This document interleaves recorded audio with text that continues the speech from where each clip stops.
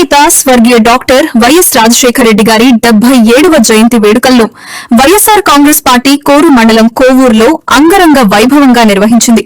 ఈ సందర్భంగా పార్టీ నాయకులు, కార్యకర్తలు పెద్ద సంఖ్యలో పాల్గొని మహానేత వైఎస్సార్ చిత్రపటానికి పూలమాలలు వేసి ఘనంగా నివాళులర్పించారు. అనంతరం కేక్ కట్ చేసి ఆయన సేవలను స్మరించుకున్నారు. నాయకులు మాట్లాడుతూ రైతులు, పేదలు, విద్యార్థులు, మహిళల సంక్షేమం కోసం వైఎస్సార్ అందించిన సేవలు చిరస్మరణీయమని కొనియాడారు.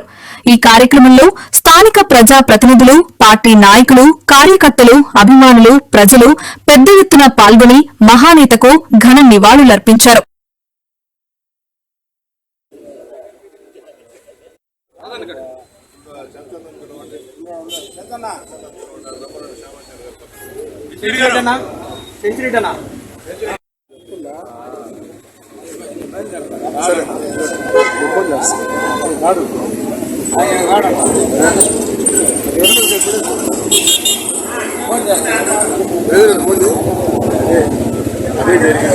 శివకుమార్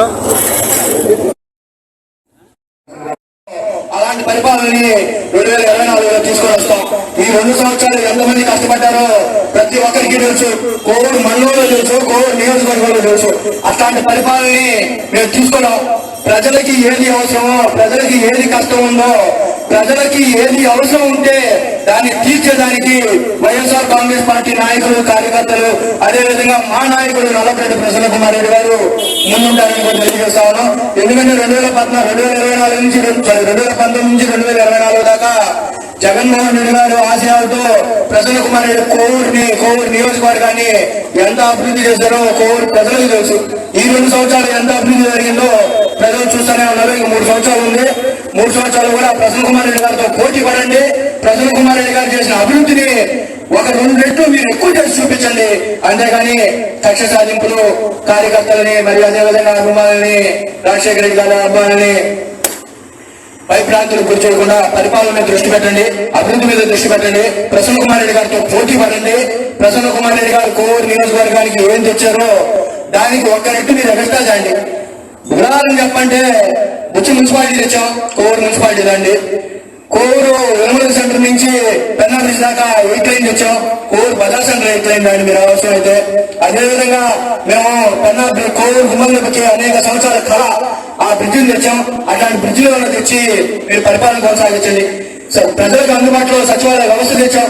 ప్రజలకి ఎప్పుడు ఉద్యోగస్తులు అందుబాటులో ఉండేటట్టు చేశాం. ప్రజలకు ఏ అవసరమైన వాలంటీర్ వ్యవస్థ ద్వారా అన్నిటికీ వాళ్ళకి కావాల్సిన పనులు తెచ్చే విధంగా తెచ్చాం. అలాంటి పరిపాలన కొనసాగించండి. ఈ రోజు రైతులు ఇబ్బంది పడుతున్నారు. ఈ రోజు ఆరోగ్యం బాగరాక హాస్పిటల్కి వెళ్తే ఆరోగ్యానికి ఆరోగ్యశ్రీ ఎక్కడ కూడా వర్తింపు జరగట్లా.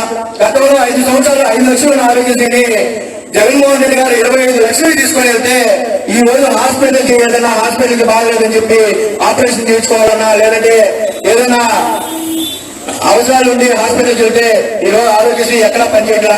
అదేవిధంగా రాజశేఖర రెడ్డి గారి 108 మన రాష్ట్రాలు, ఉమ్మడి రాష్ట్రాల్లోనే కాకుండా అందరూ ముందుకు రావాల్సిందిగా కోరుతున్నాం.